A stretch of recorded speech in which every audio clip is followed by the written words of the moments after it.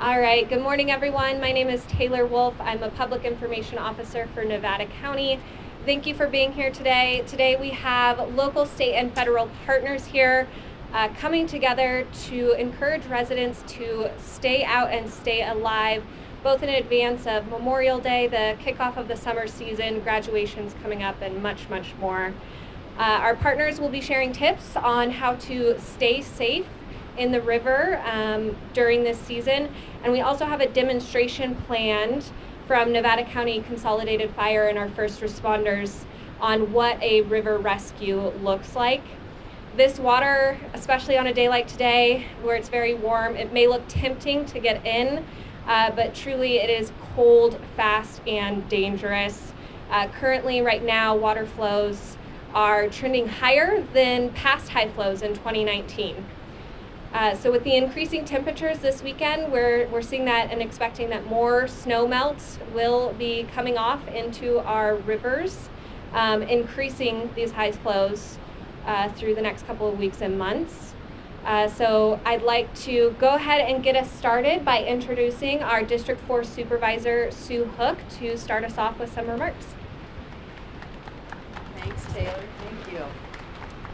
Well, good morning. Thank you for all being here. You know, this river, she's amazing, right? Majestic, beautiful, but she's also unforgiving. And I mean, it only takes an instant to lose a life. These are some of the things that we're going to talk to, and that's why our message this year is stay out, stay alive. We know that deaths can be prevented. Although we have seen one, like you heard Taylor say already, on this river, and American River has already suffered some loss over the past weekend. So we have a Yuba River safety cohort that works, and many of them are all here today and help make this happen. And we work on important projects that address the health and safety issues around the river. We've worked at installing emergency call boxes like the one you see right behind you. We're developing mile markers along the trail. There's so much more to the river than swimming and enjoying. There's the trails, but we have to do it safely. You're gonna see electronic signs. You're gonna see increased parking patrols.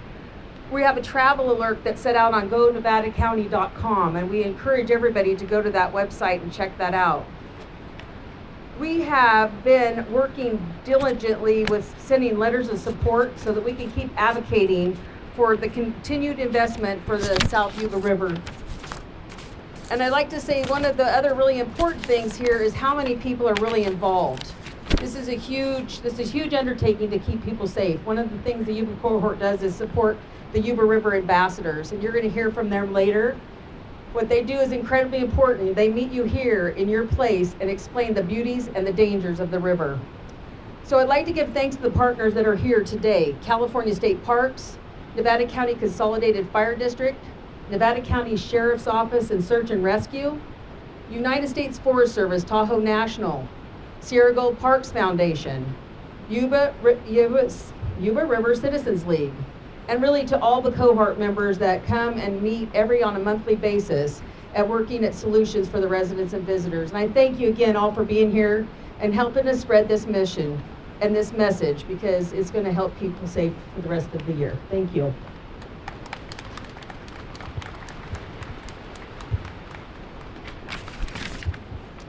All right, next up I'd like to welcome up Chief Commander Dan Youngren from our California State Parks. I didn't hear anyone clapping for me. Okay, that's better, thank you. Thank you everyone for coming. My name is Dan Youngren. I'm the Chief Ranger for the Sierra District of California State Parks. The South Yuba River sees well over 700,000 people a year. And every year, there'll be another magazine article or newspaper print of the best kept secret is the South Yuba River. Well, I hate to tell you folks, but the South Yuba River isn't the best kept secret. This place is loved by everyone. There's folks from all around the world that travel just to enjoy what we have behind us.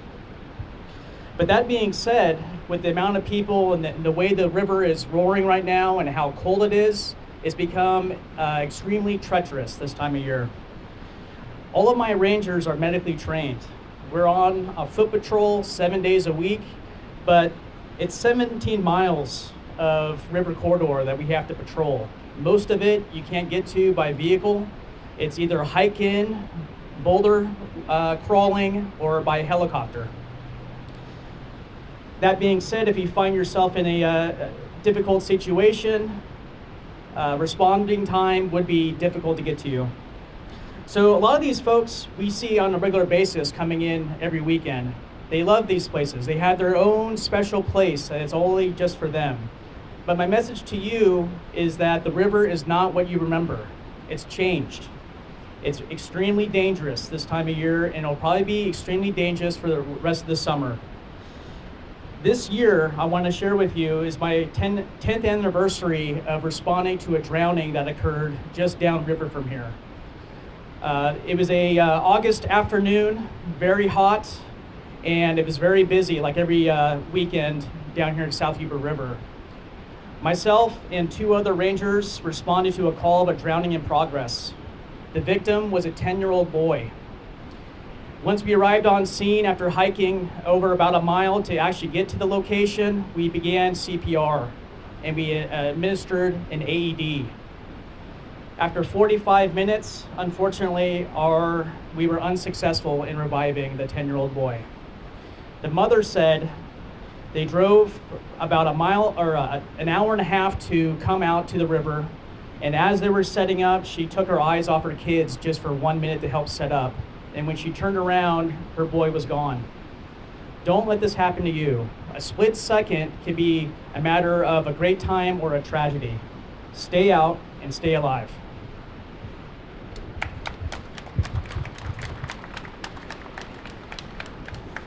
Thank you, Chief Commander. Next, I'd like to welcome up Aaron Zettler-Mann, the Interim Executive Director from Circle.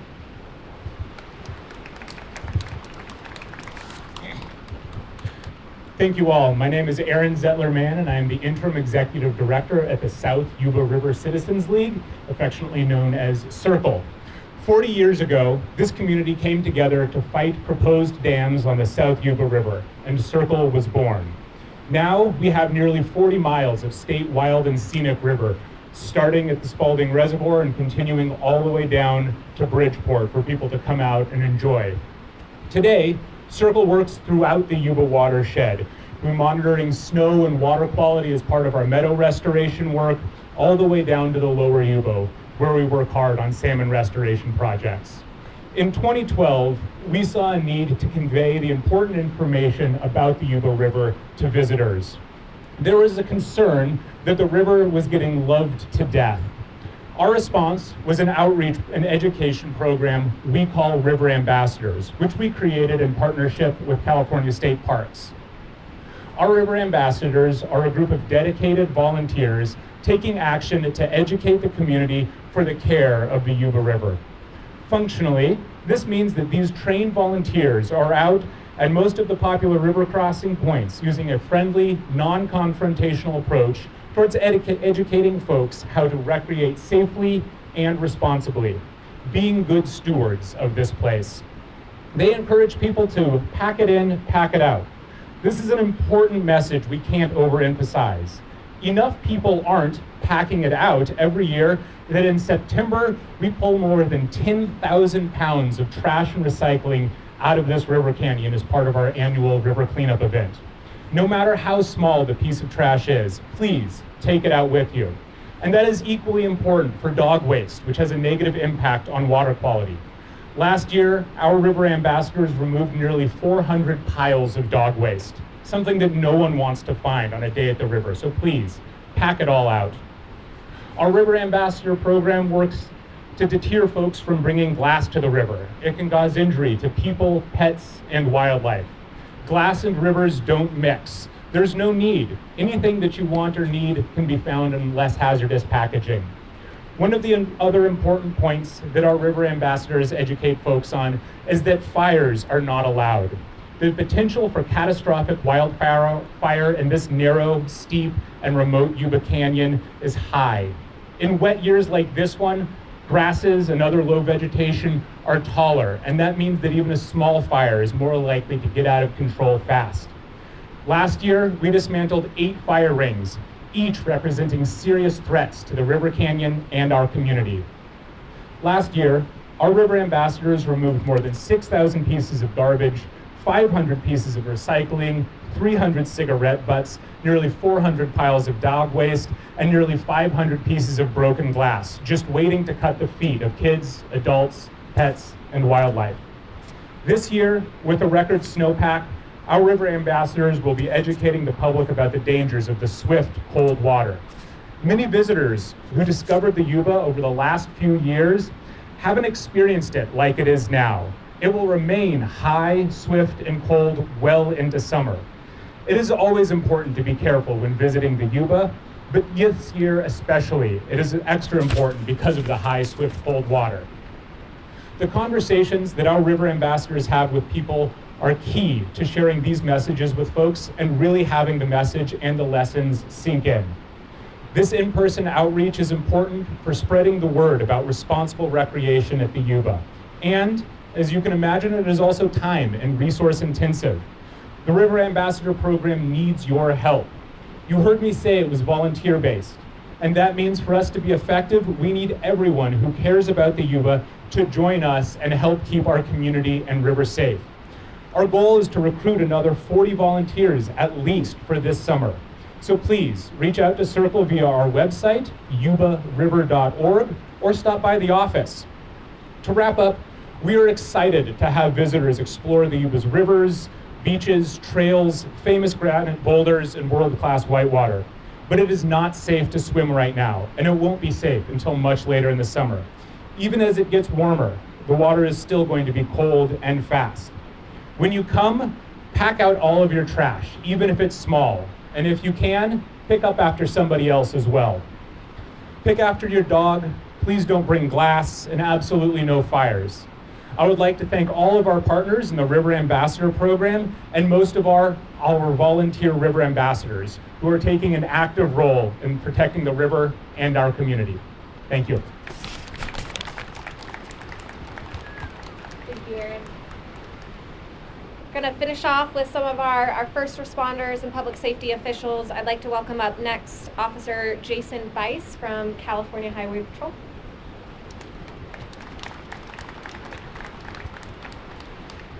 Good morning. Thank you for being here.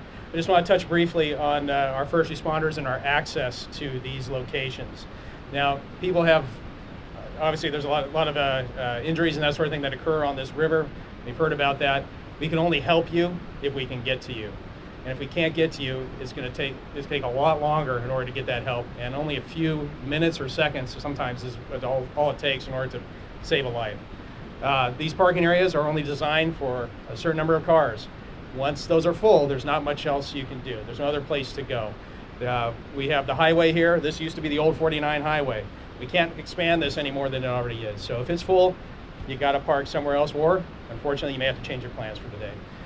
We write dozens of parking tickets on a weekend out here, along with the Sheriff's Office and state parks.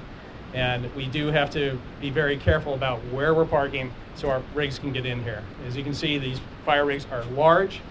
We have helicopters that often have to land right here or right on the bridge behind us. That's the only spot where they can land here to get somebody to a hospital quickly. And that hospital is probably going to be in Roseville. So it's a long distance for somebody to get some real help. The other thing to touch on here is influence, driving under the influence in this area, and intoxication. I'm sure just about any first responder here will tell you a lot of deaths, a lot of injuries out here often will have an influence component to them. It's something that is not always spoken about. So that's something to consider when you're out here. You may want to pack away that alcohol. Do not bring it into this area. That is not a spot to be indulging in that sort of thing. Thank you. Thank you, Officer Bice. Lastly, I'd like to welcome up Nevada County Consolidated Fire District's Chief Pat Sullivan.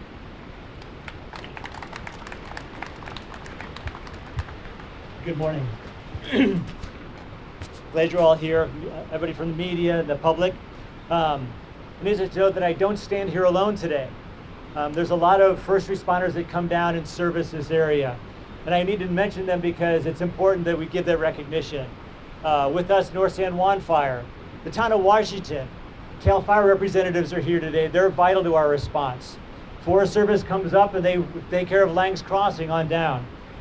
Bureau of Land Management and Circle. Nevada County Sheriff Search and Rescue and their sheriffs all come out. The issue is, if we're coming out, something's gone wrong. If you've dialed 911, we have a long time to get to you at the river here. So I'm going to have some basic River 101 for everybody. And I need to let you know that we teach all of our rescuers that the river is powerful, it's relentless, and it's unforgiving. That's important because at these flows, at these temperatures, if you make one false move, the consequences are dire. We talk about a lot of numbers. So today, the river's flowing at what's 5,000 cubic feet per second. That doesn't mean a whole lot. So I have a little display here. That is 1 cubic foot of water. It weighs 64 pounds. There's 5,000 of these crossing underneath that bridge every second. The power is amazing. Today, we're going to have a demonstration and we were going to put swimmers in the water, but even for professional rescuers, the water is too dangerous for us to put rescuers in the water at this temperature, these flows. So there's lots of different abilities or inabilities that we have. Our drownings tend to be people who come up and overestimate their abilities and underestimate the power of the river. When you take for granted that you can swim across this or that it's even on a nice day and you're just going to jump in, there are specific things that happen. If what air temperature of 80 degrees and the water temperature of about 50, when you jump into that water, you're going to gasp. It's a natural reflex. You're not going to not be able to gasp. If you're underwater and you gasp, you will drown. It's not a question. It's not a wherefore. It is going to happen. If you surface and you gasp, what happens with the water temperature is that your heart rate goes up, your respiratory rate goes up, you begin to panic, and all this time you're being moved downstream. You're not moving downstream in what we call white water, which is a mixture of water and air. Because there's air in the water, you don't float on top, you sink. The water is too thick to breathe and too thin to swim in. So we get lots of drownings in white water. I've been working at this river for 25 years, and these conditions only appear periodically. About 10 years ago, we had the flows, but I think we're going to have flows this year that are going to last much longer into the summer. We're telling people, asking people, begging people, if you don't have to be at the river, find other ways to recreate. This is a great community.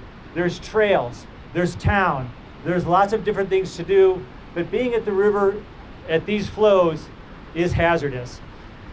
We're here at the South Yuba River, but this story goes on not just at the South Yuba. It goes on the American River, who's just lost their 4th person drowned this year. We've had a drowning here in the past month. Every river on the watershed from the Oregon border all the way down to Bakersfield on both sides of the Sierra are going to be influenced by heavy snowmelt, high water. We're asking if we can just save 1 life, 2 lives. The last thing the sheriff wants to do is have to pick up the phone and say, we've lost somebody. Your son, your husband, your daughter are not coming home. If we can make that message today and save a life or 2 or 3 or 5, that would be great. Thank you.